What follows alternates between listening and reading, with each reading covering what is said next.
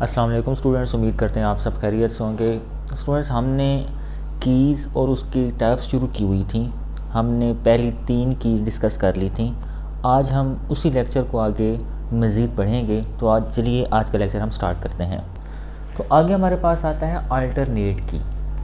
Alternate की का बिल्कुल ऐसे ही कंसेप्ट है जैसे हमने कैंडिडेट की के बारे में पढ़ा था। मैं थोड़ा सा रिवाइज़ कर दूं कि कैंडिडेट की के बारे में हमने ये पढ़ा था कि प्राइमरी की होती है और दूसरी भी प्राइमरी की तरह होती है। मिसाल के तौर पर एक रोल नंबर ऐसी चीज़ है जो यूनिक होती है, एक रजिस्ट्रेशन नंबर जो यूनिक होती है। अब रजिस्ट्रेशन नंबर को भी प्राइमरी की बनाया जा सकता है, लेकिन हम बनाते नहीं, वो कैंडिडेट की है।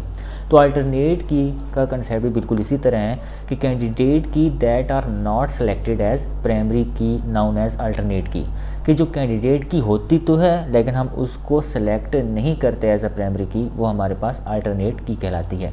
इसकी हम एक एग्जांपल से इसको डिस्कस करते हैं कि यहाँ पर देखें कि हमारे पास एक टेबल है, ठीक है, और इसमें 2 चीज़ें ऐसी हैं, रजिस्ट्रेशन नंबर, रोल नंबर, ये दोनों यूनिक हैं। अब इसको हमने प्राइमरी की बना दिया है, इसको नहीं बनाया। तो जिसको प्राइमरी की नहीं बनाया, हालांकि ये भी यूनिक है, तो ये हमारे पास क्या कहलाती है, अल्टरनेट की कहलाती है। नेक्स्ट हमारे पास है फॉरेन की। अब फॉरेन का अगर बेसिकली कंसेप्ट हम समझें तो फॉरेन का मतलब क्या होता है कि जो बाहर से आया हुआ हो, ठीक है। तो की तो ऐसी की होगी जो किसी दूसरे टेबल से आई हुई हो। इसके हम पॉइंट्स पढ़ते हैं, मज़ीद हमें क्लियर हो जाएगा। This key is an attribute or set of attributes in a relation whose values match a primary key in another relation, कि दूसरे टेबल से आया हो, ठीक है। ये एक टेबल है और यहाँ पर एक टेबल है कि यहाँ पर कोई भी कॉलम, कोई भी एट्रीब्यूट का नाम यहाँ पर यूज़ किया जा रहा हो और उन दोनों को रिलेट किया गया हो, तो यहाँ पर ये की क्या कहलाएगी, फॉरेन की कहलाएगी। The relation in which foreign key created called as dependent relation और चाइल्ड रिलेशन, यानी कि अगर इस 2 टेबल्स को देखें तो ये हमारे पास चाइल्ड रिलेशन कहलाएगा, चाइल्ड टेबल कहलाएगा, क्योंकि फॉरेन की यहाँ से आई है।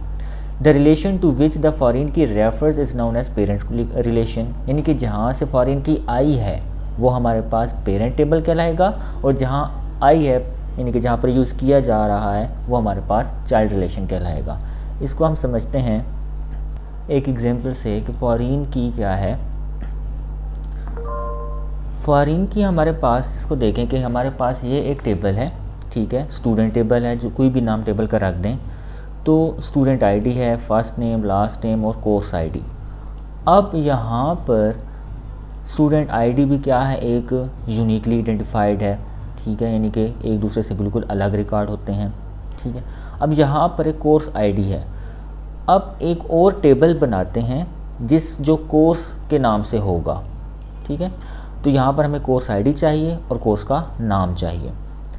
तो इस टेबल में भी कोर्स आईडी है और यही टेबल, यही रो, यही कॉलम को हम यहाँ पर इस्तेमाल करेंगे। तो ये वाली की यहाँ पर आ गई, तो ये हमारे पास पेरेंट टेबल कहलाएगा और ये हमारे पास चाइल्ड टेबल कहलाएगा। नेक्स्ट हमारे पास है सेकेंडरी की। सेकेंडरी की को देखते हैं कि क्या है। Attribute or set of attribute that can be use to access or retrieve records. Secondary key को हम यूज़ करते हैं कि हमने अगर बहुत सा रिकॉर्ड हमें व्यू करना है, बहुत सा रिकॉर्ड अगर सर्च करना है, तो हम सेकेंडरी की के तौर पर इस्तेमाल करते हैं। ये एक एट्रीब्यूट भी हो सकता है, ये एक से ज़्यादा एट्रीब्यूट भी हो सकते हैं। सेकेंडरी की वैल्यूज़ मे नॉट भी यूनिक, हो सकता है ये यूनिक ना हो। पीछे हमने जितनी भी कीज़ के बारे में डिस्कस किया है और हमने ये कहा है कि जो की होती है, ख़ास तौर पर प्राइमरी की अगर बात करें कि यूनिकली जो आइडेंटिफाई की जा सके वही हम प्राइमरी की बनाते हैं। जैसे कि रोल नंबर एक सबका यूनिक होता है, लेकिन जब सेकेंडरी की बात करते हैं तो ये यूनिक भी मुमकिन है और यूनिक नहीं भी हो सकता है। इसको हम एक आगे एग्जाम्पल के तौर पर भी समझेंगे। वन सेकेंडरी की वैल्यू में रेफर टू मैनी रिकॉर्ड्स, के एक सेकेंडरी की में ज़्यादा रिकॉर्ड भी हो सकते हैं। अब फॉर एग्जांपल ये हमारे पास एक टेबल है। अब इसमें देखें कि ये हमारे पास, ठीक है, इसको तो हम प्राइमरी की बना सकते हैं क्योंकि ये यूनिकली आइडेंटिफाइड है, हर किसी के रोल नंबर डिफरेंट होते हैं।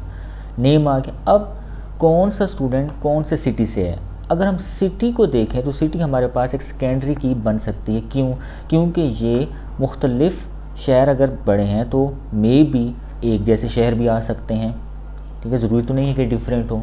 तो इसी वजह से यहाँ पर एक पॉइंट लिखा हुआ था कि ये हमारे पास क्या है, मे नॉट बी यूनिक, के यूनिक नहीं भी हो सकते, यानी कि एक जैसे भी आ सकते हैं। जैसे कि अगर यहाँ पर देखें कि लाहौर यहाँ पर भी है, यहाँ पर भी है और यहाँ पर भी है, तो ये मुमकिन हो सकता है। तो सेकेंडरी की में क्या होता है, दोबारा सुन लें कि सेकेंडरी की बहुत सा रिकॉर्ड अगर हमें चाहिए, यानी कि फॉर एग्ज़ाम्पल कि मुझे ऐसे स्टूडेंट चाहिए जो लाहौर से हों, ठीक है, तो मैं एक क्यूरी इस्तेमाल करूँगा, ठीक है, सर्च की, सेलेक्ट की, तो वहाँ मेरे सामने सिर्फ वो वाले स्टूडेंट आएंगे जो लाहौर से आएंगे। तो लाहौर सब के लिए आ जाएगा, ये तो नहीं है कि सिर्फ एक स्टूडेंट के लिए आएगा। तो ये हमारे पास सेकेंडरी की कहलाती है। नेक्स्ट हमारे पास है सॉर्ट की। सॉर्ट की जैसे नाम से ज़ाहिर है कि सॉर्ट का मतलब होता है तरतीब देना।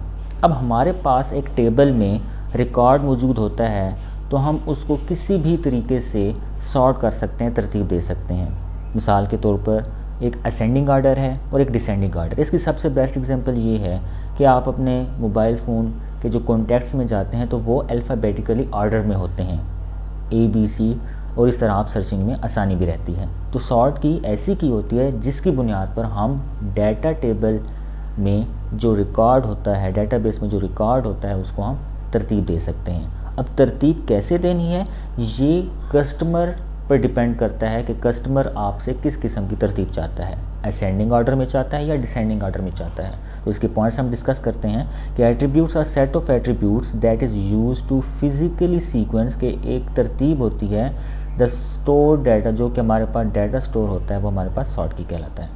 इसको हम कंट्रोल की भी कहते हैं। Stored data can be sorted in different ways according to the user requirement, कि जिस तरह कस्टमर चाहेगा, जिस तरह यूज़र की रिक्वायरमेंट होगी, हम उसी के मुताबिक उसको क्या कर देते हैं, सॉर्ट कर देते हैं। यानी कि असेंडिंग ऑर्डर है, डिसेंडिंग ऑर्डर है, रैंडमली भी हो सकता है, जो कि अक्सर इस्तेमाल नहीं किया जाता। उम्मीद है आपको ये लेक्चर समझ आ गया होगा। ये उस हवाले से कुछ असाइनमेंट क्वेश्चंस हैं जो आपने देखने हैं, तैयार करने हैं, लिखने हैं। अगर किसी किस्म का क्वेश्चन हो तो आप कमेंट सेक्शन में पूछ सकते हैं। Thank you so much.